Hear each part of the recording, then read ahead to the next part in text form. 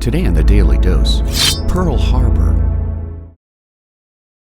After years of imposed trade sanctions by the United States in response to Japan's expansionist aggression in China and Southeast Asia, the Empire of Japan came to the conclusion that the only way to increase their influence in the region was to take out the Americans' Pacific Fleet based at Pearl Harbor, Hawaii.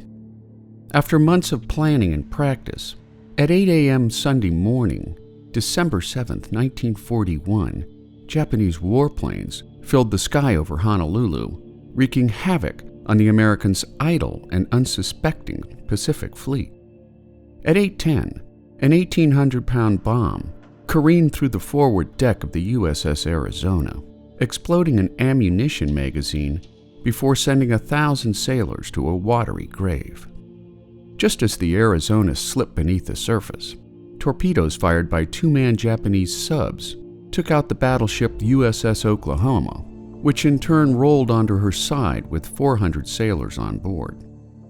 The two-wave attack by 353 Japanese warplanes was over in less than 2 hours, crippling or destroying nearly 19 American ships and more than 188 aircraft, taking the lives of 2,403 sailors, soldiers, and civilians, while wounding an additional 1,178 people.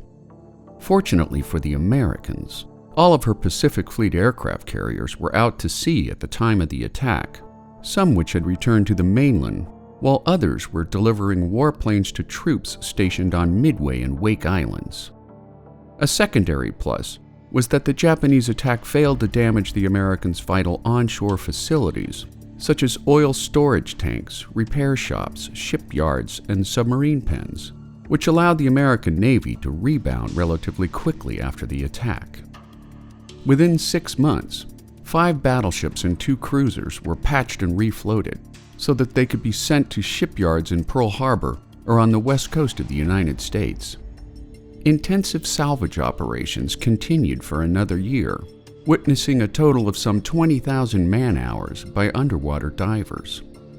A day later, at the beginning of a speech to Congress requesting a declaration of war, President Franklin D. Roosevelt delivered a speech which still resonates within the collective minds of Americans.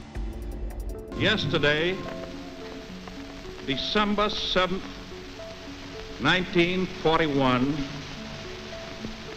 a date which will live in infamy.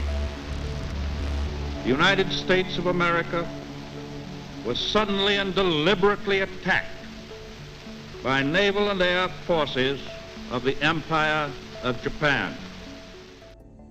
On December 8, 1941, the United States Congress declared war on the Empire of Japan, officially entering World War II in both the Pacific and European theaters of war, which would ultimately result in the defeat of Nazi Germany and the Axis nations, followed by Japan's surrender after nuclear bomb detonations over Hiroshima and Nagasaki.